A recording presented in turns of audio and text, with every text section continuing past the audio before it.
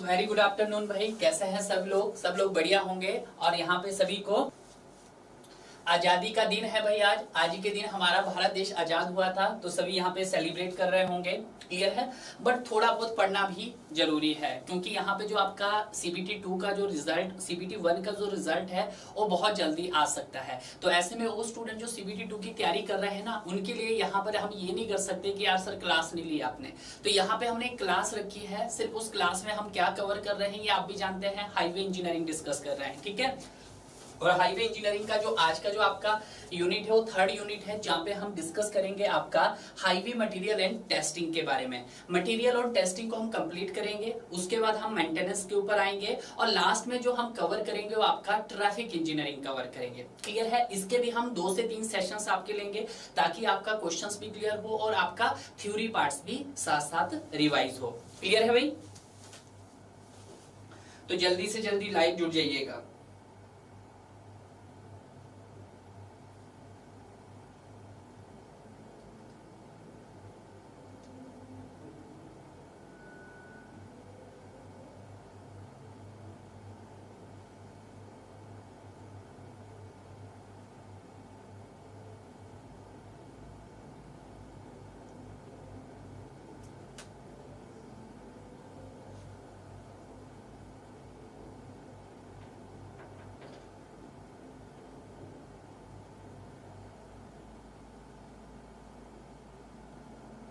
सभी को audio video visible होगा।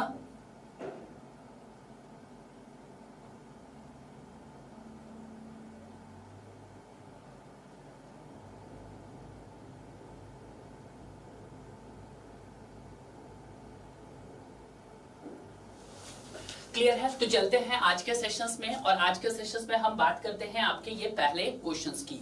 तो ये रहा पहला क्वेश्चंस आपकी स्क्रीन के ऊपर, देखिएगा क्वेश्चंस क्या बोला गया है और क्वेश्चंस आपके एग्जाम में कितनी बारी पूछा गया है, क्लियर है। इसका मतलब ये है कि बार बार इस क्वेश्चंस को क्यों पूछा जा रहा है, क्योंकि स्टूडेंट अभी भी इस टाइप के क्वेश्चंस को गलत कर रहा है। क्वेश्चंस क्या बोल रहा है कि which of the following grade of bitumen is harder. आपको कुछ यहाँ पे बिट्यूमेंस के ग्रेड दिए गए हैं, 30/40, 60/70, 80/100, ऑल ऑफ आर इक्वल। आपको बताना है कि इनमें से कौन सा ग्रेड आपके पास सबसे हार्डर है। हमेशा एक पॉइंट्स याद रखना कि जिसका पेनिट्रेशन जितना कम होगा वो मटेरियल उतना हार्ड होगा। तो यहाँ पे आपको सबसे पहले इसका एक हम इंपॉर्टेंट पॉइंट डिस्कस कर लेते हैं। अगर हम बात करते हैं आपके पास किसकी, ग्रेड ऑफ बिट्यूमेंस, जो ग्रेड ऑफ बिट्यूमेन जो मेजर किया जाता है वो उसकी पेनिट्रेशन वैल्यू से मेजर किया जाता है, ठीक है। तो पहला पॉइंट आपको यही लिखना है, क्या लिखना है सर, कि जो सर हमारे पास ग्रेड ऑफ बिट्यूमेन है, ग्रेड ऑफ बिट्यूमेन, उसको जो मेजर किया जाता है वो किससे मेजर किया जाता है, उसकी पेनिट्रेशन वैल्यू से मेजर किया जाता है। मेजर जो किया जाता है आपका वो किससे मेजर किया जाता है, वो उसकी पेनिट्रेशन वैल्यू से मेजर किया जाता है, ठीक है, पेनिट्रेशन वैल्यू से, क्लियर है, बिल्कुल सही। और अगर हम बात करते हैं पेनिट्रेशन को जो रिप्रेजेंट किया जाता है वो किसमें रिप्रेजेंट किया जाता है sir, 1/10 into reading of scale से मेजर किया जाता है, ठीक है, रीडिंग ऑफ स्केल से मेजर किया जाता है, क्लियर है, यह हम ध्यान रखेंगे। या हम इसको ये भी बोल सकते हैं आपके पास mm/10, इससे मेजर किया जाता है, क्लियर है, क्योंकि मोस्टली सवाल आपके एग्जाम में यहाँ पे पूछे जाते हैं, बिल्कुल सही, क्लियर है। पहला आंसर आ गया आपका, बिल्कुल सही है सर, पहला आंसर आ गया है। और यहाँ पे जो मोस्टली जो ग्रेड यूज किए जाते हैं बिट्यूमेन के, वो देखिएगा मोस्टली कौन से ग्रेड यूज किया जाता है, ये भी ध्यान रखना। मोस्टली जो ग्रेड यूज किए जाते हैं आपके पास वो यूज किए जाते हैं सर 30/40 यूज किए जाते हैं एंड 80/100 यूज किए जाते हैं, क्लियर है, ये बात ध्यान रखना। ये आंसर आ गया है, बिल्कुल। अगर हम बात करते हैं सर ये 30/40 क्या रिप्रेजेंट कर रहा है, ये रिप्रेजेंट कर रहा है आपके पास 3 to 4 mm पेनिट्रेशन को, किसको सर, 3 to 4 mm की पेनिट्रेशन को ये रिप्रेजेंट कर रहा है, क्लियर है। और उसी तरह से हम बात करते हैं सर आपके नेक्स्ट, सर ये 80/100 आपको क्या रिप्रेजेंट कर रहा है, ये रिप्रेजेंट कर रहा है sir 8 to 10 mm penetration value को, पेनिट्रेशन वैल्यू को, क्लियर है, बिल्कुल सही। अब यहाँ पे आपको एक चीज ध्यान रखना है सर, जिसका पेनिट्रेशन जितना कम होगा वो मटेरियल उतना हार्ड होगा। तो अगर मैं बात करता हूँ 30-40 का पेनिट्रेशन वैल्यू कितनी है सर, तो इसका पेनिट्रेशन है 3 mm से 4 mm का, ठीक है, 3 mm टू 4 mm। और अगर हम बात करते हैं 8 से 10 तो इसका है सर 8 mm, मीटर नहीं भाई mm, 8 mm से 10 mm इसका पेनिट्रेशन हुआ। और अगर मैं बात करता हूं 60/70 तो इसका पेनिट्रेशन कितना हुआ, 6 mm टू 7 mm पेनिट्रेशन हुआ। क्लियर है, बिल्कुल सही। तो यहाँ पे एक ध्यान दीजिएगा कि सबसे कम पेनिट्रेशन किसका है सर, 3/4 मतलब 30/40 का सबसे कम है। तो जिसका पेनिट्रेशन जितना कम होगा वो मटेरियल उतना हार्ड होगा। तो आपसे यही पूछा, जिसका पेनिट्रेशन 3 to 4 mm है वो आपके पास क्या है, हार्डर है। कैसा है, हार्डर है। और जिसका पेनिट्रेशन सबसे ज्यादा है वो मटेरियल उतना सॉफ्ट है। तो 8/20 की अगर हम बात करते हैं ये क्या आपके पास सॉफ्टर है। ठीक है, क्लियर है। तो इस तरह से हमने अपना पहला क्वेश्चन का बिल्कुल पोस्टमार्टम कर दिया है। इससे बाहर आपको जाना भी नहीं है क्योंकि मोस्टली एग्जाम के अंदर पूछा जाता है। अब सवाल ये उठता है कि सर ये जो आपका हार्डर है 30/40 ग्रेड, इसका यूज आप कहां करते हैं? इसका यूज किया जाता है आपका हॉट क्लाइमेट में किया जाता है या कोल्ड क्लाइमेट में, बताइएगा। इसका यूज हम वहां करते हैं डियर जहां पे क्या हो आपके पास वेरी हाई ट्रैफिक वॉल्यूम हो। इसका यूज कहां किया जाता है, जहां पे sir very high traffic volume हो, ट्रैफिक वॉल्यूम हो। ठीक है, बिल्कुल सही। सचिन का आंसर ए 30 आ गया है, क्लियर है। या हम बोल सकते हैं कोल्ड क्लाइमेट में, क्या हम बोल सकते हैं, कोल्ड क्लाइमेट। ठीक है, बिल्कुल सही। लेस पेनिट्रेशन मोर हार्डर, वेरी गुड, बहुत बढ़िया। तो आपका आंसर हो गया सर यहां पर A is the right option. Question number next, question number second बताइएगा फास्ट। इस क्वेश्चंस में भी आपको बहुत सारा कंसेप्ट देखने को मिलेगा क्योंकि क्वेश्चंस बहुत बारी पूछा जाता है।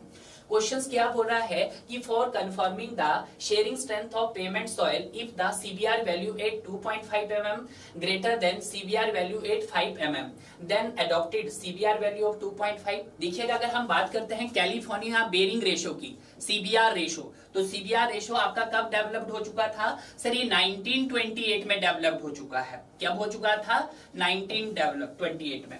ठीक है, तो सीबीआर रेशो आप किस तरह से कैलकुलेट करते हैं, तो CBR ratio California bearing ratio जो होता है हमारे पास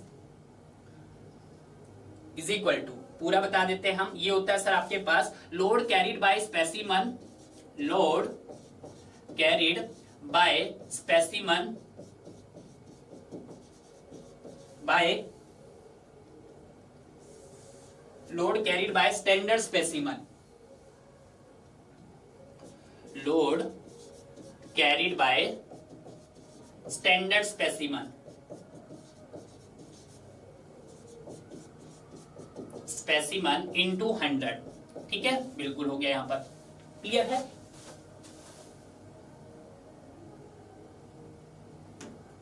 बहुत बढ़िया, कन्या भूमिया सभी यहाँ पर बहुत अच्छा आंसर दे रहे हैं, बिल्कुल सही। अब देखिएगा जब भी हम क्या करते हैं आपके पेमेंट के सब ग्रेड्स की क्या करते हैं, बेरिंग को चेक करते हैं, तो वहां पे हम सीबीआर का कैलकुलेशंस करते हैं। अब जो सीबीआर होता है ये आपके दो पेनिट्रेशंस पे काम करता है। पहला आपके पास 2.5 mm का पेनिट्रेशन और दूसरा आपके पास 5 mm का पेनिट्रेशन रहता है। तो इसके लिए मैंने आपको पहले भी बताया था और एक टेबल्स मैं यहाँ पे आपको फिर मेंशन कर देता हूँ। ठीक है, आपके कंसेप्ट सारे क्लियर हो जाएंगे एक 1 by 1 करके। पहले हम किसकी बात करेंगे, आपकी पेनिट्रेशन वैल्यू, पेनिट्रेशन। और यहाँ पे जो पेनिट्रेशन होगा किसमें होगा सर, वो आपके पास mm में होगा, क्लियर है। और अगर हम बात करते हैं इसकी दूसरी वैल्यू, तो दूसरा आएगा सर आपके पास लोड। लोड कितना दिया जाएगा, वो लोड किस में होगा सर, केजी में होगा। लोड के बाद जो हम बात करते हैं वो किसकी बात करेंगे सर, आपके प्रेशर की बात करेंगे। किसकी बात करेंगे, प्रेशर की बात करेंगे, जो किस में होगा, केजी पर सेंटीमीटर स्क्वायर में होगा। क्लियर है, बिल्कुल सही। अगर हम बात करते हैं यहाँ पे सबसे पहले देखिएगा पेनिट्रेशन आपका 2.5 mm का पेनिट्रेशन हो सकता है और हमारे पास 5.0 mm का पेनिट्रेशन हो सकता है। अगर हम बात करते हैं सर लोड कितना रहेगा, सर यहाँ पे रहेगा 1370 केजी रहेगा और यहाँ पे रहेगा सर 2055 केजी रहेगा। क्लियर है। अगर हम प्रेशर की बात करते हैं तो आपका जब 2.5 mm का पेनिट्रेशन है तो 70 केजी पर सेंटीमीटर स्क्वायर रहेगा। ठीक है, और अगर हम बात करते हैं 5 का तो कितना रहेगा, 105 केजी सेंटीमीटर क्यूब।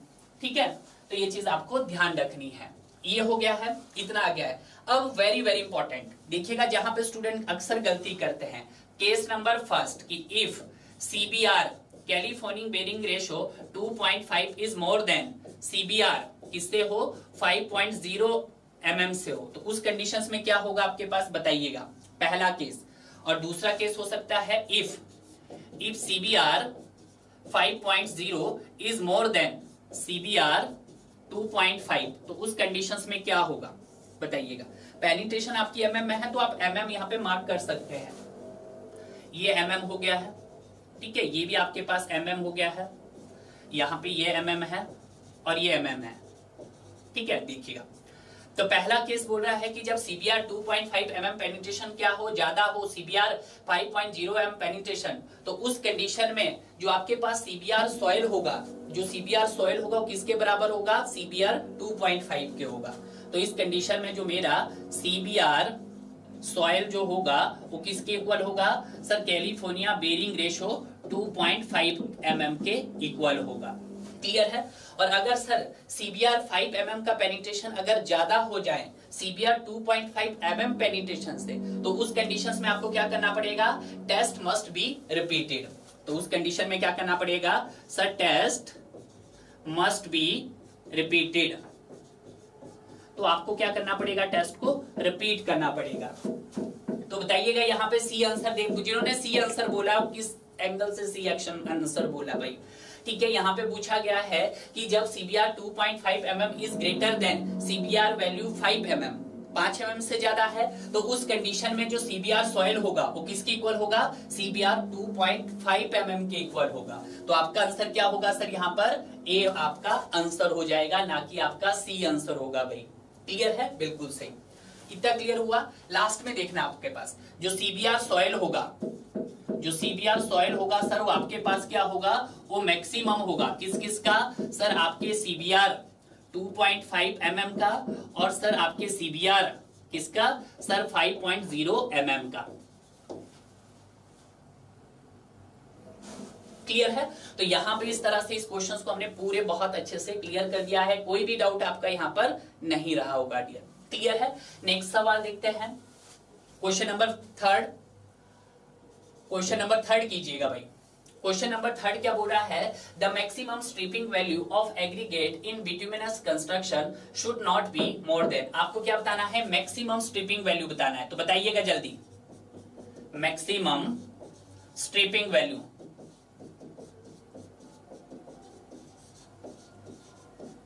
आंसर आया किसी का?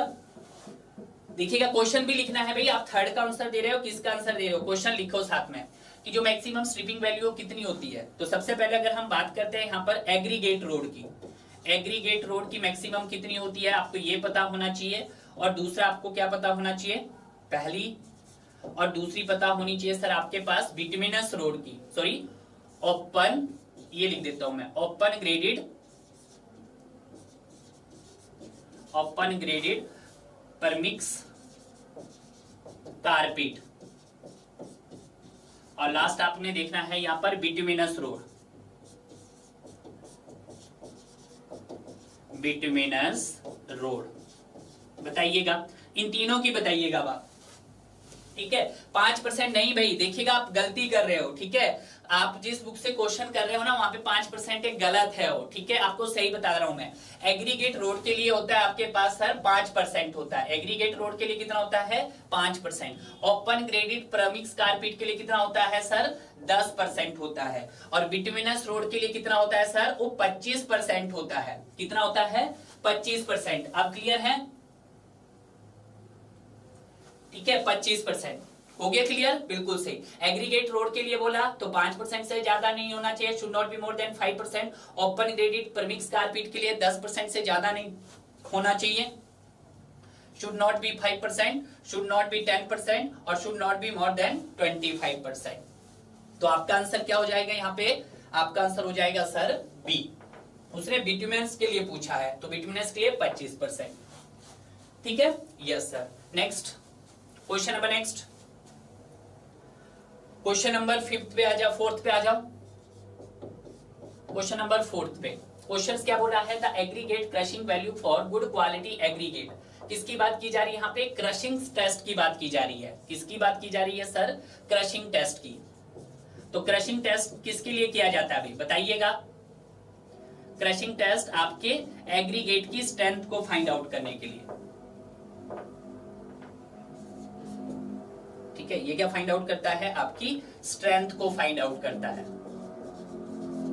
ठीक है, बिल्कुल सही। आगे क्या बोला है? Good quality aggregate to be used course and surface course. तो आपको बताना है कि कितना वहां पर कोर्स और surface course should be exceed. तो बताइएगा। तो सबसे पहले अगर हम बात करते हैं क्रशिंग स्ट्रेंथ की, तो यहाँ पे जो आपके पास साइज ऑफ एग्रीगेट रहता है वो कितना रहता है? पहले वो पता होना चाहिए। जो आप टेस्ट करोगे तो साइज ऑफ एग्रीगेट जो यहाँ पे रहता है वो 10 से 12 mm का रहता है। कितना रहता है? 10 से 12 mm का। कितनी नंबर ऑफ लेयर्स में फिल किया जाता है? तो सर जो नंबर ऑफ लेयर रहती है वो आपके पास कितनी रहती है? 3 लेयर रहती है। कितनी रहती है भाई? 3 लेयर रहती है। और यहाँ पे सीव साइज कितना रहता है आपके पास? सर सीव साइज जो रहता है यहाँ पर वो 2.36 mm रहता है। तो ये भी याद रखना है यहाँ पर। क्लियर है? बिल्कुल सही। उसके बाद एग्रीगेट क्रशिंग वैल्यू आप कैसे फाइंड आउट करते हैं? ठीक है, तो एग्रीगेट क्रशिंग वैल्यू जो फाइंड आउट की जाती है ACV, वो फाइंड आउट की जाती है W2/W1 W2/W1 into 100।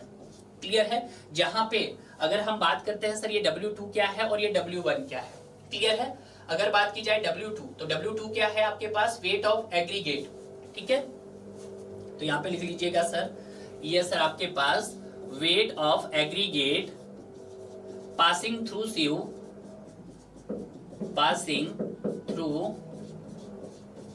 sieve 2.36 mm। ठीक है, और अगर हम बात करते हैं आपके सर W1 की, तो W1 क्या है? टोटल वेट ऑफ एग्रीगेट है। क्या है sir? Total weight of aggregate है। ठीक है, बिल्कुल सही। उसके बाद एक इंपॉर्टेंट नोट्स यहाँ पे लिखो आप। ठीक है, जिससे रिलेशन पूछा है आपसे क्वेश्चंस में क्या पूछा है कि जो एग्रीगेट क्रशिंग वैल्यू है वो आपके पास sir should not be more than 30% से ज्यादा नहीं होनी चाहिए। किसके लिए? सरफेस कोर्स के लिए। ठीक है, बिल्कुल सही। और अगर हम बात करते हैं aggregate crushing value should not be more then 45%, किसके लिए नहीं होनी चाहिए सर 45%? आपका बेस कोर्स के लिए। बेस कोर्स को मैं BC लिखता हूं। ठीक है, तो यही तो सवाल पूछा था। सबसे पहले उसने बेस कोर्स पूछा, तो बेस कोर्स के लिए किससे ज्यादा नहीं होनी चाहिए? 45% से ज्यादा नहीं होनी चाहिए। और सरफेस कोर्स के लिए किससे ज्यादा नहीं होनी चाहिए सर? 30% से। तो 45 और 30 आपका ऑप्शन सी में आ गया है। ठीक है,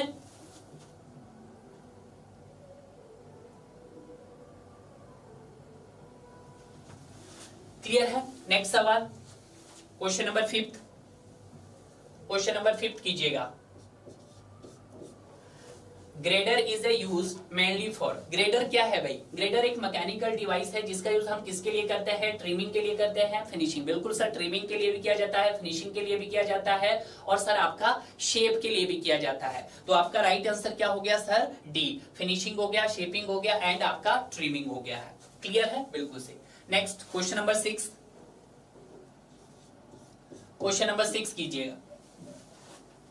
क्वेश्चन नंबर 6 क्या बोला है? The test used to evaluate the load supporting capacity of supporting power of pavement layer is.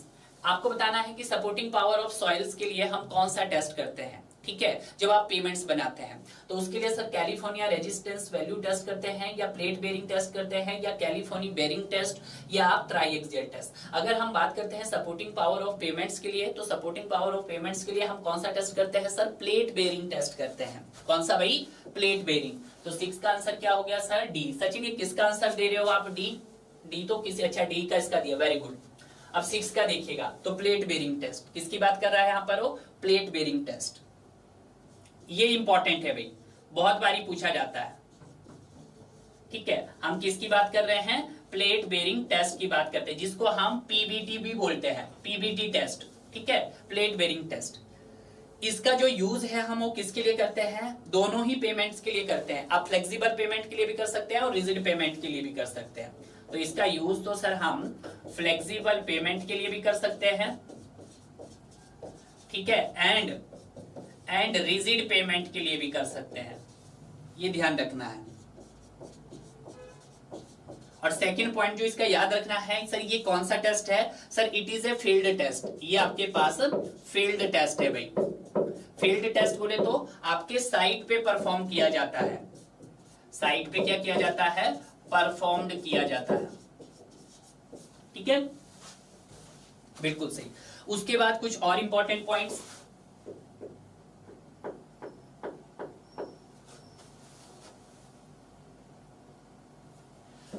ठीक है। उसके बाद क्या रहता है सर यहाँ पर, डाया ऑफ प्लेट, ये पूछा जाता है।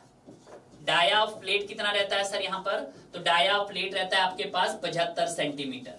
ठीक है, और दूसरा याद रखना आपके पास सर यहाँ पे स्टैटिक्स लोड कितना होता है, ये भी सवाल पूछा जाता है। आपके पास प्लेट बेरिंग टेस्ट में जो आपका लोड रहता है वो आपके पास कितना रहता है, 320 केजी। कितना सर, 320 केजी। क्लियर है। और इसी तरह से आप यहाँ पे क्या निकाल सकते हैं, modulus of subgrade reactions, modulus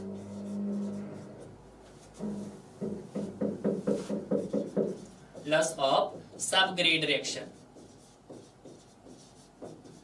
ठीक है, मॉडुलस ऑफ सबग्रेड रिएक्शंस भी आप यहाँ पे कैलकुलेट कर सकते हैं, जिसको हम K लिखते हैं यहाँ पर। तो K क्या होता है आपके पास, P बाई 0.125। क्लियर है, तो आप यहाँ से कैलकुलेट कर सकते हैं। ये जो किस पे आएगा सर आपके पास, kg पर सेंटीमीटर स्क्वायर में आएगा। क्लियर है। जहां पे अगर हम बात करते हैं P क्या है सर आपके पास, P है pressure corresponding to settlement. P क्या है सर आपके पास यहाँ पर, सर P है हमारे पास pressure due to settlement. Settlement कितना, 0.125 सेंटीमीटर पर। ठीक है, तो यहां से जो हमारा सही आंसर हो गया है सर, प्लेट बेरिंग टेस्ट बिल्कुल सही, सारी हमने डिटेल्स देख ली है। इसका यूज हम कहाँ करते हैं सर, आपके फ्लेक्सिबल में भी करते हैं और रिजिड में भी करते हैं। ये फील्ड टेस्ट है। यहाँ पे जो डाया ऑफ प्लेट रहता है वो 75 सेंटीमीटर का रहता है। जो स्टैंडर्ड डाया है आपके पास, स्टैटिक लोड 320 केजी का रहता है। और यहाँ पे मॉडुलस ऑफ सबग्रेड किस तरह से फाइंड आउट किया जाता है, P बाई 0.125 से। क्लियर है, बिल्कुल सही। नेक्स्ट सवाल, क्वेश्चन नंबर 7।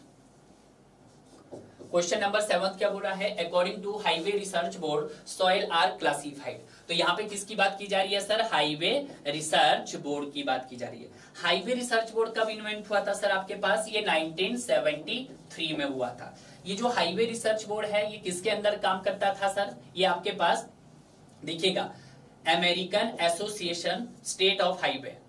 ठीक है, हाईवे ऑर्गेनाइजेशन। ठीक है, इसके अगेंस्ट ये काम करता है आस्तो के अंदर। ठीक है, बिल्कुल सही। और इसमें जो सॉइल को जो क्लासिफाइड किया गया था वो कितने उसमें किया गया था, तो soil is classified, soil is classified कितने ग्रुप में किया गया था सर, वो आपके पास 7 ग्रुप में किया गया था। 7 ग्रुप में कहां से लेके सर, आपका A1 to A7 किया गया था। जहां पे आप लिख सकते हैं A1, A2, A3, A4, A5, A6 और आपके पास A7 एक्सेट्रा। क्लियर है। तो टोटल कितने ग्रुप में हो गया सर आपके पास, ये सर 7 ग्रुप में हो गया है। बिल्कुल सही। अब यहाँ पे कुछ और डिटेल जान लेते हैं इन ग्रुप्स की। अगर हम बात करते हैं आपके A1, A2 और A3 की, और उसी तरह से सर A4, A5, A6 और आपके पास A7। ठीक है, कभी कभी पूछ लिया जाएगा तो आपको आना चाहिए भाई। अगर A1, A2, A3 है, ये किस कैटेगरी में आते हैं आपके पास सर, ये आते हैं ग्रैनुलर सॉइल की कैटेगरी में। कैसे आते हैं, ग्रैनुलर सॉइल। और अगर हम बात करते हैं A4, 5, 6, 7, ये किस में आते हैं sir, grain soil, grain soil.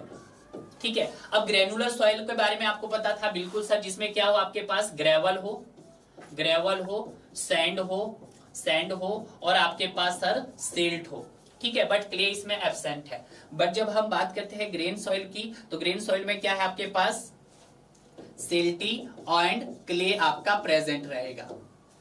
ठीक है, सिल्टी और क्ले क्या रहेगा सर आपका, प्रेजेंट रहेगा। तो ये एक बार क्वेश्चन पूछा गया है कि जो हमारे पास सर A1, A2, A3 कौन से कैटेगरी में आते हैं आपके पास सर, वो आते हैं हमारे पास ग्रेनुलर सॉइल की कैटेगरी में। ठीक है, ग्रेनुलर सॉइल होता है जिसमें आपके पास क्ले का कंटेंट ना के बराबर होता है। जब ना के बराबर होता है तो आपका ग्रेवल हो गया, सैंड हो गया, सिल्ट हो गया। बट जब हम बात करते हैं आपके नेक्स्ट कैटेगरी की 4, 5, 6, 7, तो किस कैटेगरी में आते हैं, ग्रेन सॉइल की कैटेगरी। यानी कि यहाँ पे क्या होता है आपके पास, कुछ क्ले के कंटेंट प्रेजेंट होते हैं सॉइल में। ठीक है, तो आपके पास 7 आ गया है।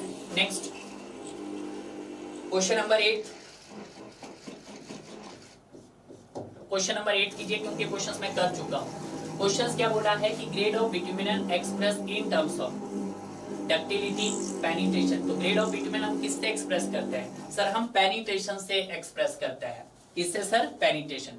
अब यहाँ पे एक चीज ध्यान रखना, ग्रेड ऑफ बिटुमेंस को जब हम पेनिट्रेशन से करते हैं तो यहाँ पे हम एक नीडल का यूज करते हैं, ये पूछा जाता है, ठीक है। जो नीडल का वेट पूछा जाता है, तो नीडल का वेट कितना होता है भाई? यहाँ पर सर नीडल का वेट होता है हमारे पास 100 ग्राम होता है। ये सवाल एक बार पूछ लिया गया है, ठीक है, कि हम ग्रेड ऑफ बिटुमेन को किस में एक्सप्रेस करते हैं सर? उसकी पेनिट्रेशन में। और पेनिट्रेशन वैल्यू क्या होती है आपके पास यहाँ पर? mm में होती है। क्लियर है? जिससे एक नीडल यूज किया जाता है जिसका वेट होता है हमारे पास 100 ग्राम, ठीक है, बिल्कुल से।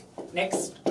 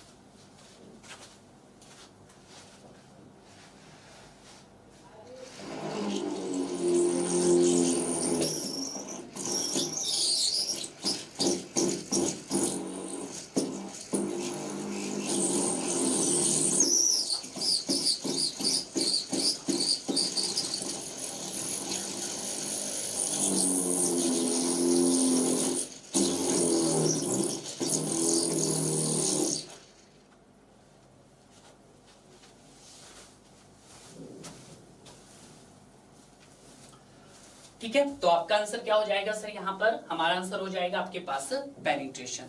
क्लियर है? नेक्स्ट सवाल, नेक्स्ट सवाल क्या बोला है? The resistance of material to penetration is, तो क्या बोलेंगे उसको? टफनेस बोलेंगे, हार्डनेस बोलेंगे, फैटिग बोलेंगे या रफनेस बोलेंगे? तो आप सभी जानते हैं resistance of material to penetration is called hardness, तो उसको क्या बोला जाता है आपके पास? हार्डनेस बोला जाता है। क्लियर है? बिल्कुल से। नेक्स्ट सवाल, क्वेश्चन नंबर 10, क्वेश्चन नंबर 10वां कीजिएगा भाई, कि bureau of Indian standard classify bitumen into grade 65, 25, 40, the first and second numbers is represent. तो देखिएगा यहाँ पे कुछ ग्रेड दिए गए हैं आपके पास, 65/25 दे दिया गया है और उसी तरह से 85/40 दे दिया गया है। तो यहाँ पे पूछा है कि जो आपका फर्स्ट नंबर है, फर्स्ट नंबर बोले तो आपके पास ये वाला FIRST, फर्स्ट नंबर आपके पास 65 है और सेकंड नंबर की अगर हम बात करते हैं तो सेकंड नंबर सर यहाँ पे क्या है आपके पास? सर 25 है। तो ये क्या रिप्रेजेंट कर रहा है? तो जो पहला पॉइंट है सर वो आपको सॉफ्टनिंग इंडिकेट करता है। क्या कर रहा है सर? आपके पास सॉफ्टनिंग को रिप्रेजेंट कर रहा है। और जो सेकंड पॉइंट है आपके पास 25, वो आपको क्या इंडिकेट कर रहा है सर? वो पेनिट्रेशन को इंडिकेट कर रहा है। ठीक है, बिल्कुल सही। तो उसी तरह से यहाँ पे भी 85 आपको सॉफ्टनिंग दिखा रहा है और 40 हमारे पास सर पेनिट्रेशन दिखा रहा है। क्लियर है? बिल्कुल। तो ये भी आप यहाँ पे भी इस तरह से लिख सकते हैं, 85 हो गया यहाँ पे और 40 यहाँ पे। क्लियर है? तो यहाँ पे जो मेरा राइट आंसर हो जाएगा वो क्या हो जाएगा सर? आपके पास A, softening point and penetration points. Clear है? Yes sir. Question number next, question number 11th कीजिएगा भाई। 11th क्वेश्चन क्या बोला है? The abrasion value should not be more than, आपको एब्रेशन वैल्यू बताना है कब? जब concrete other than wearing course हो। तो ये भी इंपॉर्टेंट है, देखिएगा आपको सारे एब्रेशन वैल्यू पता होनी चाहिए कि abrasion value should not be more than 40% से ज्यादा नहीं होनी चाहिए, abrasion value should not be more than 35% से ज्यादा नहीं होनी चाहिए और abbreviation value should not be more than 50%, इससे ज्यादा नहीं। ये 3 वैल्यू आपको याद रखना है। ठीक है, पहला सर, पहला बोला है कि एब्रेशन वैल्यू 40% से ज्यादा नहीं होनी चाहिए। किस केस में? आपके वाटर बॉन्ड मैकडम के केस में। और सर 35% से ज्यादा नहीं होनी चाहिए सर किसमें? बिट्यूमन कंक्रीट, बिट्यूमन कंक्रीट। ठीक है, बिल्कुल सही। और अगर हम बात करते हैं 50% से ज्यादा नहीं होनी चाहिए, तो 50% से ज्यादा बोले तो concrete other than wearing course, concrete other then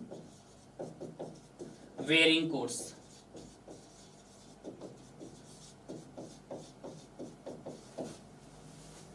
तो आपका आंसर क्या हो गया सर यहाँ पे, अदर देन वेरिंग कोर्स बोला है, तो B is the right answer. तो आपको ये तीनों वैल्यू यहाँ पर याद रखनी है। नेक्स्ट सवाल, क्वेश्चन नंबर 12। क्वेश्चन नंबर 12 कीजिएगा, Which of the following is not a test used for judging the aggregate for their desirable property and suitability of road? यहाँ पे कुछ एग्रीगेट के टेस्ट दिए गए हैं और उनमें से बताना है कि कौन सा टेस्ट आपका एग्रीगेट के लिए परफॉर्म नहीं किया जाता है। लॉस एंजलिस एब्रेशन टेस्ट किया जाता है, साउंडनेस टेस्ट किया जाता है, स्पेसिफिक ग्रेविटी टेस्ट किया जाता है, वीबी टेस्ट नहीं सर, वीबी टेस्ट हम किसके लिए करते हैं, सीमेंट के लिए करते हैं। तो यहाँ पे आपका राइट आंसर क्या हो गया है, डी, क्योंकि उसने पूछा क्या है, उसने पूछा है नॉट टेस्ट बी यूज्ड, कौन सा यूज नहीं किया जाता है, तो ये नहीं किया जाता है भाई। नेक्स्ट क्वेश्चन नंबर 13, ये भी हम कर चुके हैं कि इन 80/100 ग्रेड बिट्यूमेन 80/100 रिप्रेजेंट, वो क्या रिप्रेजेंट कर रहा है, 80/100 रिप्रेजेंट कर रहा है आपको पेनिट्रेशन, क्या रिप्रेजेंट कर रहा है, पेनिट्रेशन। तो 80/100 का मतलब क्या होता है यहाँ पे सर, 80/100 का मतलब होता है सर 8 to 10 mm पेनिट्रेशन। ठीक है, बिल्कुल सही। तो यहाँ पे आपका राइट आंसर हो गया सर डी। नेक्स्ट सवाल, क्वेश्चन नंबर 14 कीजिएगा, डी, बहुत बढ़िया, ब्रॉकल आंसर भी आ गया है, डी डी डी। नेक्स्ट सवाल कि ductility of bitumen is expressed. तो सबसे पहले तो आपको ये बताना है कि बिट्यूमेन की डक्टिलिटी आपको क्या बताती है, क्लियर है, डक्टिलिटी का मतलब बताइएगा यहाँ पे, डक्टिलिटी, डक्टिलिटी क्या बताती है आपके पास, adhesiveness and elasticity of bitumen बताती है, क्या बताती है सर, adhesiveness and elasticity, elasticity of bitumen बताती है।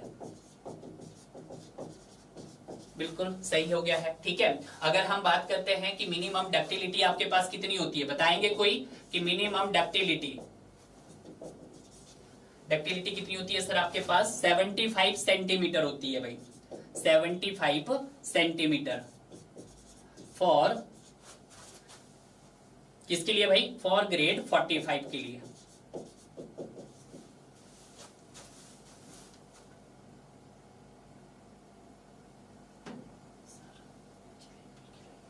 जलेबी भी खाएंगे भाई, जलेबी खाने का टाइम आ रहा है, जलेबी खिलाएंगे। ठीक है, डक्टिलिटी हो गया, डक्टिलिटी क्या बताती है आपको सर, ये बिट्यूमेन की इलास्टिसिटी और एडिजिवनेस को बताता है, क्लियर है। अगर मिनिमम डक्टिलिटी की बात करते हैं तो आपके पास तो 75 सेंटीमीटर होती है, किसके लिए, फॉर ग्रेड 45 के लिए। तो अगर हम बात करते हैं सर यहाँ पे डक्टिलिटी जो रिप्रेजेंट की जाती है वो किसे रिप्रेजेंट की जाती है, या रिप्रेजेंट बोलो या आप एक्सप्रेस्ड बोलो, तो जो एक्सप्रेस की जाती है वो सर आपके पास mm में भी हो सकती है, बिल्कुल सही सर, और वो सर हमारे पास सेंटीमीटर में भी हो सकती है। ठीक है, लड्डू भी खिलाएंगे।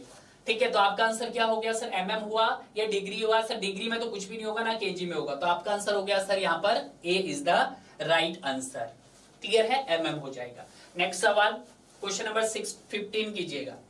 अरे तुमको बर्फी खिलाएंगे हम, तुम बन तो जाओ जरा, जेई तो बन जाओ, बर्फी खाएंगे। ठीक है, next, most suitable soil for highway embankment. तो मैंने बताया था कि सबसे मोस्ट सुटेबल कौन सा यूज किया जाता है, मटेरियल। यहाँ पे सॉइल पूछा है तो बोल रहा है ग्रेनुलर सॉइल हो गया, ऑर्गेनिक सॉइल हो गया, सिल्ट हो गया या क्ले हो गया, बताइएगा। ये क्वेश्चंस भी हम कर चुके हैं, इसका आंसर बोलिएगा।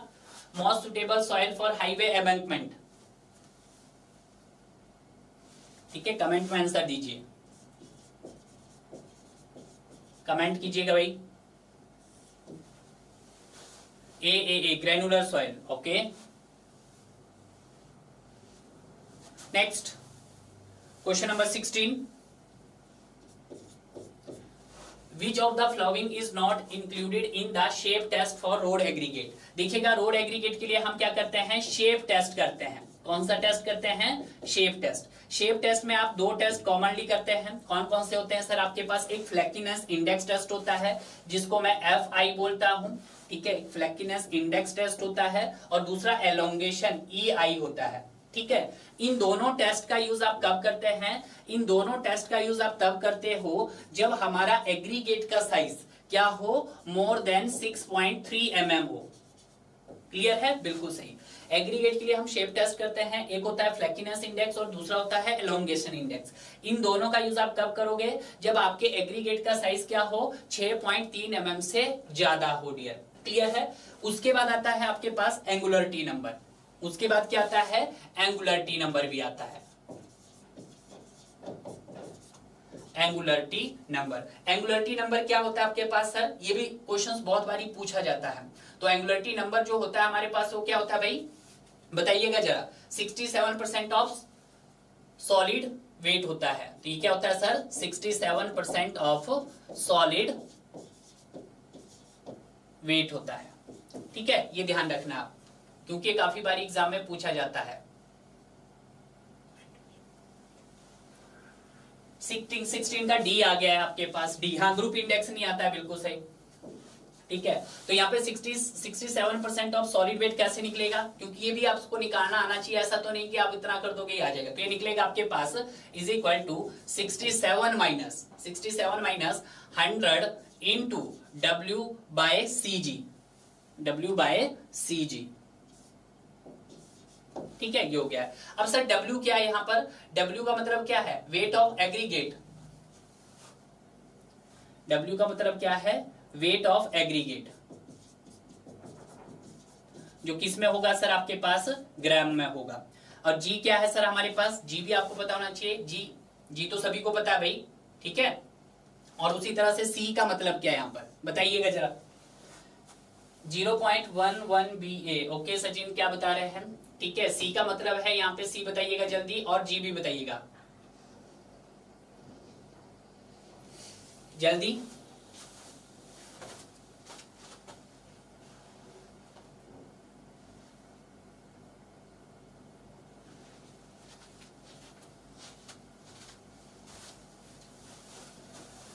नहीं बता रहे, ठीक है, देखिएगा। अगर हम बात करते हैं सर जी की, जी क्या है आपके पास, ग्रेडियंट हो गया, ठीक है। और अगर स्पेसिफिक ग्रेविटी, इसको लिख देते हैं स्पेसिफिक ग्रेविटी ऑफ एग्रीगेट। और अगर हम बात करते हैं तो सी क्या है सर आपके पास, सी है sir weight of water to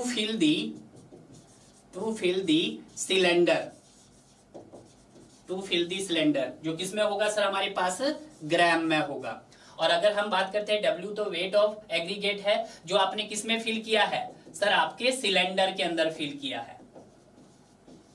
ठीक है, बिल्कुल सही। और G है स्पेसिफिक ग्रेविटी ऑफ एग्रीगेट, और C है weight of water to fill the cylinder.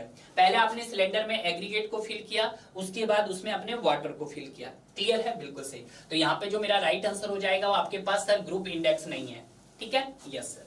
Next सवाल, क्वेश्चन नंबर 17, ये भी सिंपल है।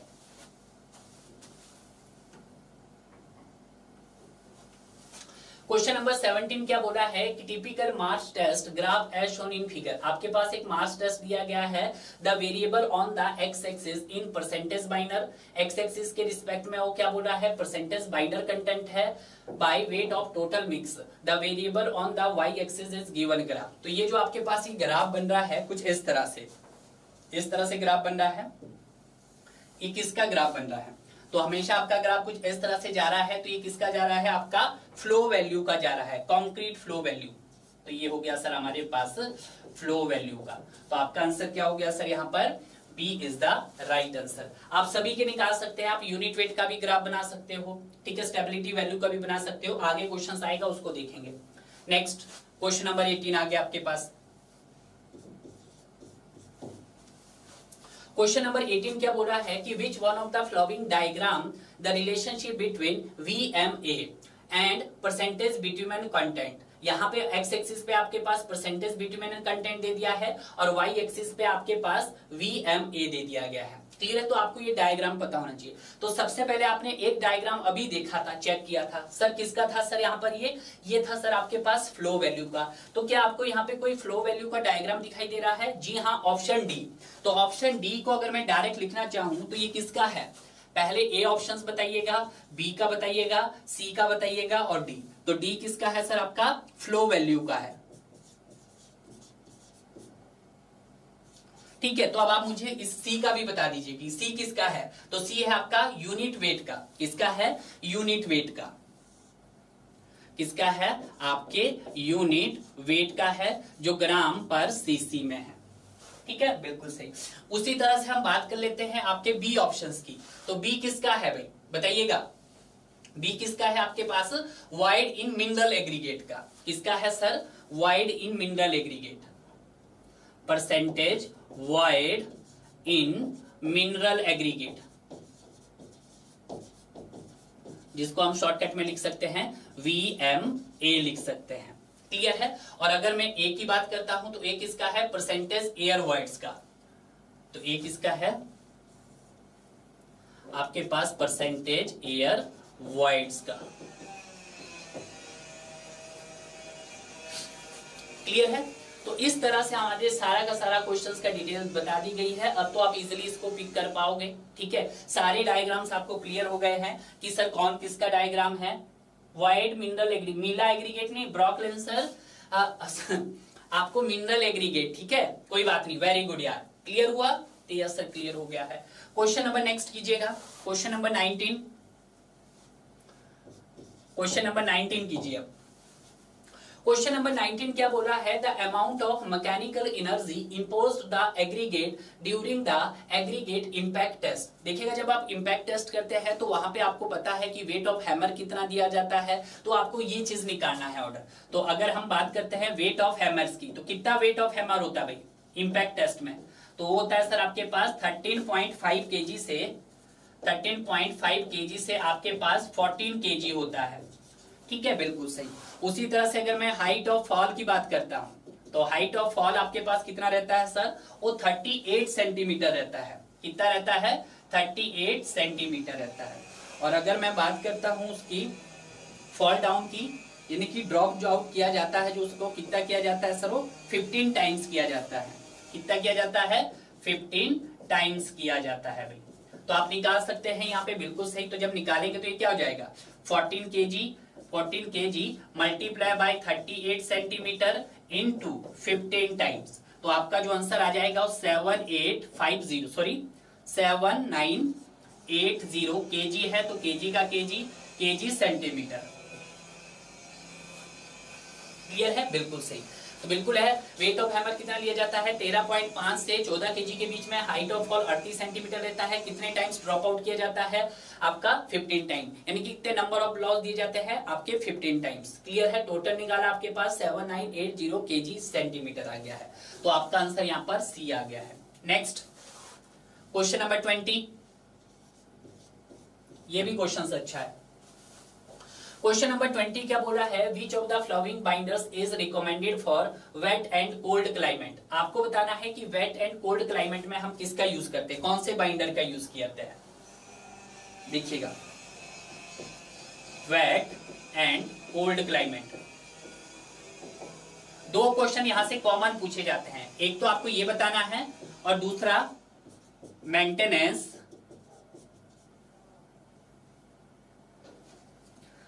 की जगह रिपेयर एंड पैच वर्क, ये लिख देते हैं। रिपेयर एंड पैच वर्क, ये दो सवाल पूछे जाते हैं आपसे कि वेट और कोल्ड क्लाइमेट में हम कौन सा बाइंडर यूज करते हैं और रिपेयर और पैच वर्क में हम कौन सा यूज करते हैं। तो अगर हम बात करते हैं डियर किसकी, वेट और कोल्ड में, तो वहां पे हम किसका यूज करते हैं सर? कट बैक का यूज करते हैं। क्लियर है? बिल्कुल सही। और अगर रिपेयर और पैच वर्क बोला तो वहां पे हम किसका यूज करते हैं सर? बिट्यूमन एमल्शन का यूज करते हैं। एमल्शन का यूज करते हैं। ठीक है, तो ये सवाल बहुत कॉमन है जो कि आपके एग्जाम में पूछे जाते हैं। तो वेट और क्लाइमेट पूछा तो आपके पास क्या आ गया है सर? यहाँ पर सर आपका आंसर आ गया है सर सी आ गया है। अगर हम बात करते हैं सर किसकी, आपके टार की, तो टार इज आल्सो ए बिट्यूमन। ठीक है, टार भी क्या आपके पास एक प्रकार का बिट्यूमन ही है। It also bitumen. आगे आएंगे क्वेश्चंस तो मैं वो सारे क्वेश्चंस आपको डिस्कस करवाऊंगा, उसकी पूरी डिटेलिंग भी देंगे। तो यहाँ पे आपका आंसर क्या हो गया सर? सी आपका राइट आंसर हो गया है। क्लियर है? ये दो क्वेश्चंस पूछे जाते हैं मोस्टली। कटबैक पूछा जाएगा कि वेट और कोल्ड में कौन सा किया जाता है, रिपेयर और पैच वर्क में। तो रिपेयर और पैच वर्क आया तो बिट्यूमन इमल्शन। आगे क्वेश्चन भी होगा I think. Next question number 21,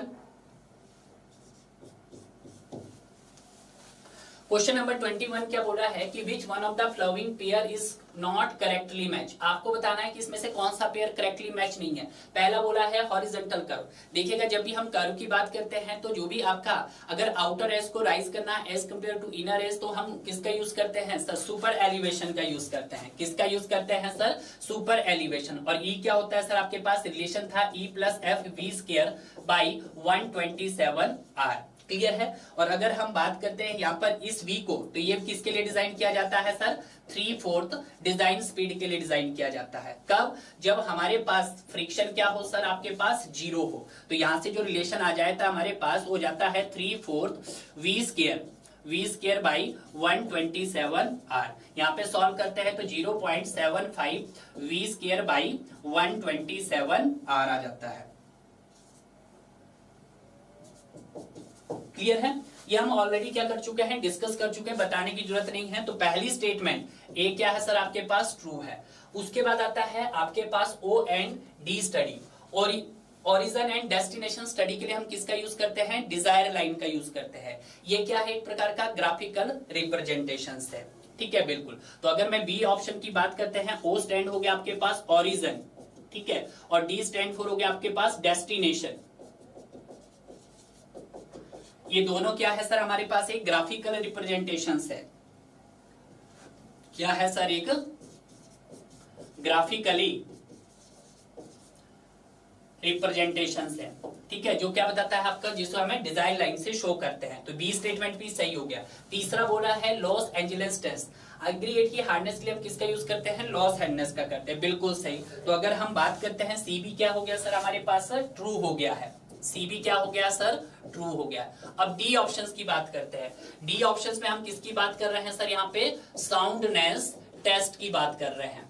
ठीक है, और साउंडनेस टेस्ट किसका लिए किया जाता है सर, ये आपको पता ही है, resistance of aggregate to weathering action. Resistance of aggregate to weathering action. ठीक है, ये आपको ध्यान रखना है। तो यहाँ पे आपका राइट आंसर हो गया है sir, D is the right. ये कैसा है स्टेटमेंट, इनकरेक्ट स्टेटमेंट है। ठीक है, यस सर। नेक्स्ट सवाल, क्वेश्चन नंबर 22, 22वां क्वेश्चन कीजिएगा कि for the carries out of bituminous patch work during the rainy season most suitable binder. अभी मैंने बताया था, देखिए किसकी बात की जा रही है, पैच वर्क की बात की जा रही है। रिपेयर हो या मेंटेनेंस हो या पैच वर्क हो, तो वहां पे हम किस तरह का बाइंडर यूज करते हैं सर, तो वहां पे सर हम बिट्यूमन इमल्शन का यूज करते हैं। किसका करते हैं, बिट्यूमन इमल्शन का। और कट बैक बिट्यूमेंस का यूज कहां करते हैं sir, hot and cold climate में करते हैं। तो ये दोनों ही सवाल आपके एग्जाम में पूछे जाते हैं भाई। क्लियर है। तो यहाँ पे आप कंफ्यूज मत होना। तो यहाँ पे आपका पूछा पैचवर्क के लिए तो बिट्यूमन इमल्शन। ठीक है, नेक्स्ट सवाल, क्वेश्चन नंबर 23। 23 क्या बोला है, आपके पास टाइप ऑफ, पहले लिस्ट 1 में टाइप ऑफ कंस्ट्रक्शन दे दिया है और लिस्ट 2 में उनका परसेंटेज ऑफ बिट्यूमेन कंटेंट दे दिया है। पहला बोला है बिट्यूमिनस मैकेडम। तो बिट्यूमिनस मैकेडम में आपके पास कितना बिट्यूमेन होता है, तो आपके पास होता है सर 3 से 3.5%। याद रखना अपना, कितना होता है सर, 3 से 3.5% होता है। क्लियर है। और अगर हम बात करते हैं डेंस बिट्यूमेन में, तो डेंस बिट्यूमेन में sir should not be less than 4%। वैसे तो 3.5 होता है, बट कई बुक में 4% भी लिखा है, 4% से कम नहीं होता है। और अगर मैं बात करता हूं बिट्यूमेंस मास्टिक की, तो बिट्यूमेंस मास्टिक में क्या होता है सर, आपके पास सर आपका 14% से कम नहीं होना चाहिए, sorry should not be more then 18%। ठीक है। और अगर हम बात करते हैं बिट्यूमिनस कंक्रीट की, तो बिट्यूमिनस कंक्रीट में होता है आपके पास सर मिनिमम कितना होता है, 5%। ये एग्जैक्ट है। ठीक है, अब हम मैच कर सकते हैं यहाँ पे। ठीक है, तो देखिएगा यहाँ पर सबसे पहले अगर हम बात करते हैं आपके बिट्यूमिनस मैकेडम में कितना होता है सर, 3 से 3.5। तो 3 से 3.5 कहाँ पे आपका ऑप्शन 1 में है। उसी तरह से डेंस बिट्यूमिनस मैकेडम में कितना होता है, 4% से कम नहीं होता है। तो बिल्कुल सर ये बिल्कुल सही है, 2 आ गया है। सी देख रहे हैं सर, बिट्यूमिनस कंक्रीट में कम से कम कितना होना चाहिए, 5%, मतलब 5% से ज्यादा ही होता है। तो देखिएगा कहाँ है, तो सर ये आ गया है, सी का आ गया सर 4। सी का क्या आ गया सर 4। और अगर हम बात करते हैं बिटुमिनस मास्टिक तो उसमें 18% से ज्यादा नहीं होना चाहिए, यानी कि 14 से 17%, तो बिल्कुल सही है, तो ये आ गया है। तो आपका सही ऑप्शन क्या हो गया sir, B is the right option. Clear है? Yes sir. Next question number 24, The flakiness index and elongation index test is not applicable। अभी बताया मैंने, हमने क्या किया था, एग्रीगेट का हमने शेप टेस्ट देखा था, और शेप टेस्ट में आपके पास कौन से टेस्ट, फ्लैकीनेस इंडेक्स की बात की थी हमने, और एलोंगेशन इंडेक्स की बात की थी, EI की बात की थी। और यहाँ पे जो इसका यूज हम तब करते हैं जब आपके एग्रीगेट का साइज, जब एग्रीगेट का साइज क्या हो सर हमारे पास, मोर देन 6.3 mm हो। तो बोला है कि नॉट एप्लीकेबल, अगर एग्रीगेट साइज आपका क्या हो, स्मॉलर देन 10 mm हो, स्मॉलर देन 12 mm से कम हो, 4.7 mm से कम हो, या 6.3 mm से कम हो। जब सर 6.3 mm से कम हो तो हम नहीं यूज करते, कब करते, जब 6.3 mm से ज्यादा होता है। तो आपका आंसर क्या हो गया सर यहाँ पर, D is the right answer. Clear है? बहुत बढ़िया यार, Sachin ब्रॉकल answer, good.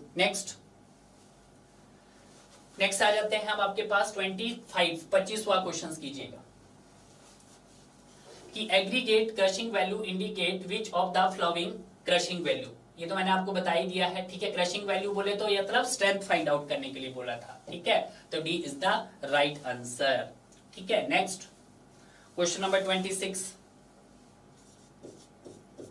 Ring and ball operators used. देखिएगा, रिंग एंड बॉल टेस्ट क्या आता है आपके पास, एक रिंग एंड बॉल टेस्ट की बात कर रहे हैं, ठीक है। तो ये किसके लिए किया जाता है सर, आपके पेनिट्रेशन के लिए। देखिएगा, पेनिट्रेशन के लिए तो हम ग्रेड करते हैं सॉफ्टनिंग पॉइंट, तो आपका क्या हो जाएगा sir, softening point, softening point, ठीक है। और यहाँ पे जो टेम्परेचर मेंटेन रहता है ये भी पूछा जाता है, कितना होता है सर, 40 डिग्री से 70 डिग्री के बीच में रहता है, ठीक है, बिल्कुल सही।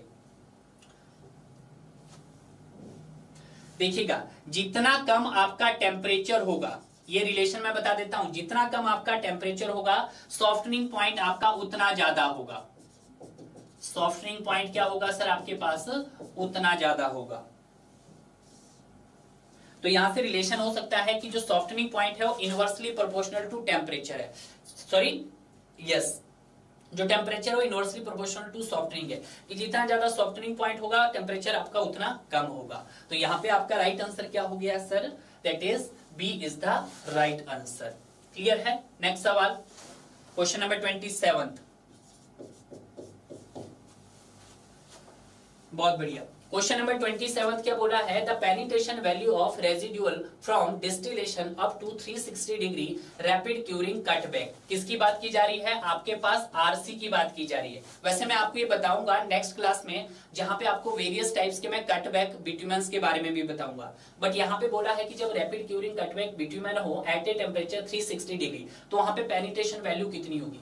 तो अगर आपके पास हम बात कर लेते हैं एट ए टेम्परेचर कितना है 360 डिग्री, तो वहां पे पेनिट्रेशन वैल्यू कितना होगा सर आपके पास, 80 टू 120 mm होगा, ठीक है, 80 टू 120 होगा, ठीक है, ये आपको ध्यान रखना। तो आपका आंसर क्या हो गया सर यहाँ पर, ये आपका राइट आंसर हो गया है। क्लियर है? Next question number 28, question number 28 क्या बोला है कि dash used as solvent making a cut back bituminous, कि कट बैक बिट्यूमेंस जब आप बनाते हैं तो कौन सा सॉल्वेंट यूज किया जाता है, पेट्रोल, डीजल, कैरोसिन या टारबिन, बताइएगा। तो वहां पे हम लाइट फ्यूल ऑयल यूज करते हैं, तो वहां पे किसका यूज किया जाता है सर आपके पास, लाइट फ्यूल ऑयल का, लाइट फ्यूल ऑयल का यूज किया जाता है। और जो मेरे पास ये लाइट फ्यूल ऑयल होता है इसी को हम क्या बोलते हैं, इसी को बोला जाता है आपके पास कैरोसिन बोला जाता है, ठीक है, क्या बोला जाता है, कैरोसिन, पेट्रोल नहीं होगा भाई, ठीक है। कटबैक बिट्यूमेंस के लिए हम किसका यूज करते हैं सर, लाइट फ्यूल ऑयल का यूज करते हैं, और लाइट फ्यूल ऑयल को ही हम क्या बोलते हैं, कैरोसिन बोलते हैं, ठीक है, बिल्कुल सही। नेक्स्ट सवाल, क्वेश्चन नंबर 29, ये भी अच्छा क्वेश्चन है, गेट में इस तरह का क्वेश्चन पूछा जाता है, ठीक है। The specific gravity of bitumen, specific gravity of bitumen कितनी होती है, 0.97 से 1.02 या 1.05 से 1.45 या 0.82 से 0.95 या 0.61 से 0.76, बताइएगा तो कितनी होती है? तो सर ये होती है आपके पास 0.97 से 1.02। वेरी वेरी इंपॉर्टेंट है। क्लियर है? Yes sir. नेक्स्ट सवाल, क्वेश्चन नंबर 30।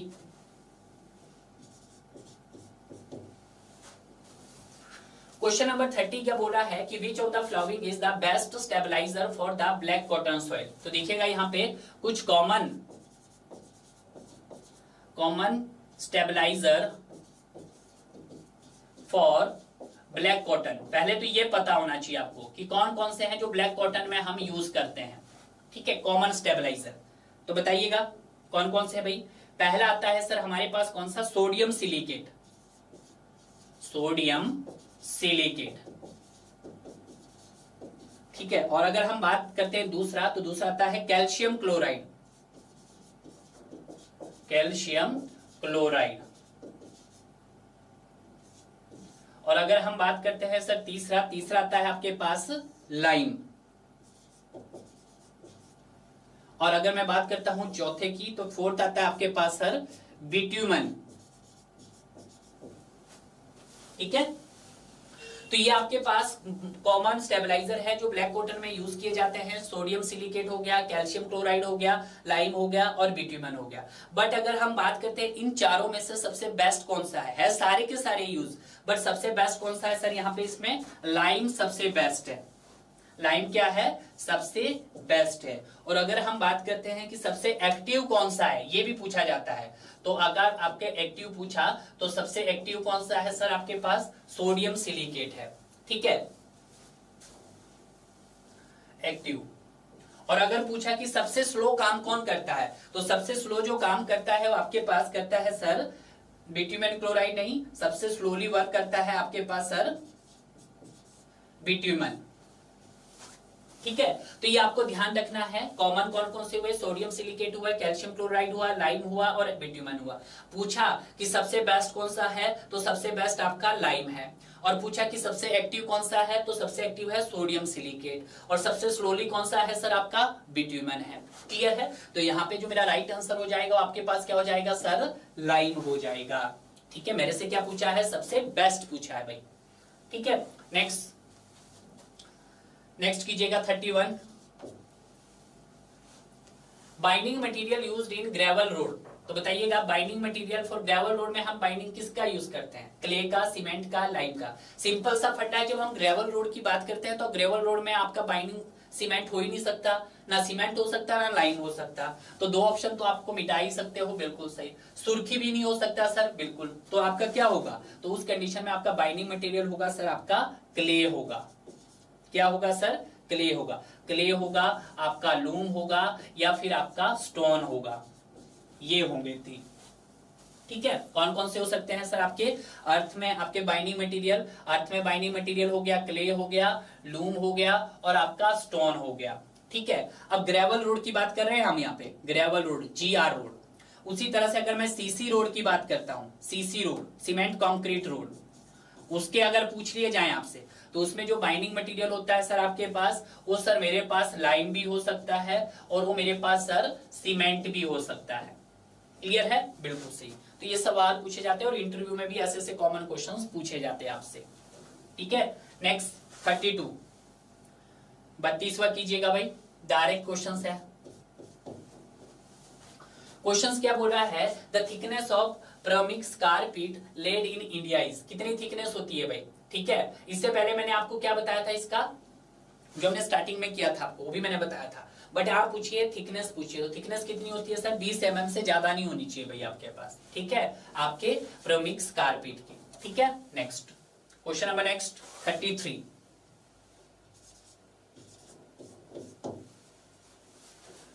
क्वेश्चन नंबर 33 क्या बोला है कि weight of stone to be used while performing the attrition and Los Angeles abrasion test. जब हम attrition and Los abrasion test की बात करते हैं तो यहां पे जो हम एग्रीगेट यूज करते हैं डियर, सवाल ये पूछा गया है, तो उसका वेट क्या होता है?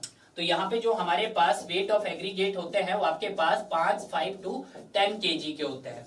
कितने होते हैं 5 से 10 केजी के होते हैं। तो यहाँ पे जो आपका ऑप्शन 2 है वो 2 केजी तो कभी हो ही नहीं सकता।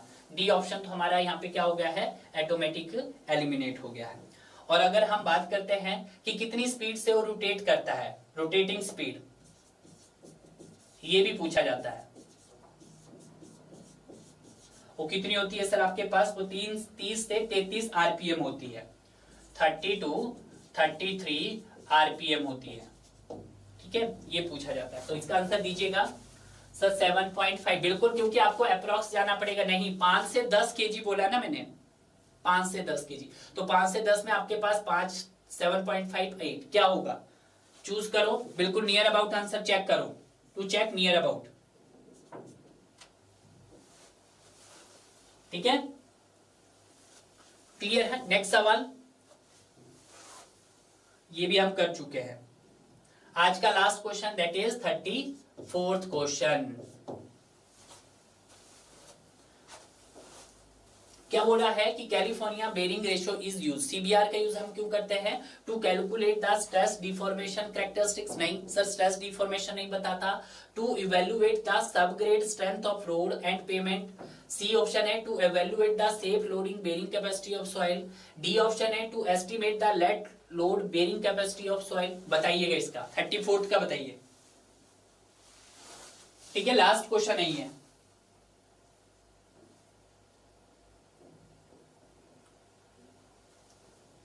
सी किसका आंसर बोला आपने, किसका आंसर बोला भाई, सी बताइएगा।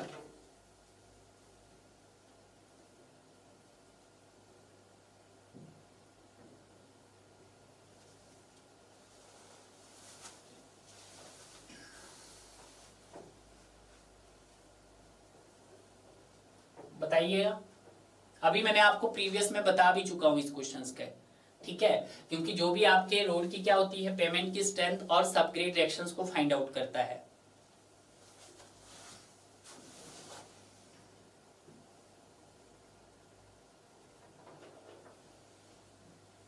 थर्टी फोर का भी वेरी गुड, बहुत बढ़िया। ये क्या करता है, to evaluate the subgrade strength of road and pavements. Clear है। तो इस तरह से आज का सेशंस हम यहीं पे एंड करते हैं। ठीक है, शाम को सेशंस अगर मेरा मन किया तो मैं ले भी सकता हूं, यानी कि एक पार्ट इसका हम ऑलरेडी डिस्कस कर चुके हैं और इसकी पीडीएफ भी मैं आपको दे दूंगा भाई। ठीक है, तो सारे क्वेश्चंस को थोड़ा सा ध्यान से कीजिएगा, क्योंकि हर एक क्वेश्चंस के साथ हमने आपको कंसेप्ट दिया है, ताकि आपकी थ्योरी के साथ साथ आपके सारे क्वेश्चन प्रैक्टिस बहुत अच्छे से हो जाएं। क्लियर है। तो आज का सेशंस भाई हम यहीं पे एंड कर देते हैं।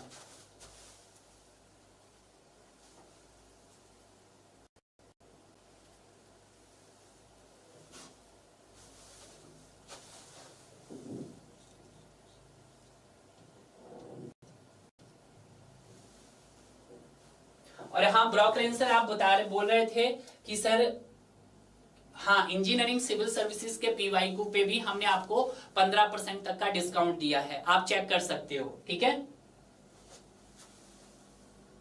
15% तक का डिस्काउंट है आपके पास। अभी आप ये इंडिपेंडेंस सेल चल रहा है, तो इंडिपेंडेंस सेल के दौरान आपको भी 15% का डिस्काउंट मिल रहा है। इसके बाद आपको डिस्काउंट नहीं दिया जाएगा। क्लियर है। तो ऐसे में वो स्टूडेंट जो लग रहा था कि सर कब डिस्काउंट होगा या नहीं भी होगा इंजीनियरिंग सिविल सर्विसेज के पीवाईक्यू पे, तो इंजीनियरिंग सिविल सर्विसेज के पीवाईक्यू के भी, महापैक पे भी, किसी भी कोर्स पे अगर आप लेना चाहोगे तो अभी आपका इंडिपेंडेंस डे के ऊपर सेल चला है, जहां पर हम आपको हर एक कोर्सेज पर 15% तक की छूट दे रहे हैं। ठीक है,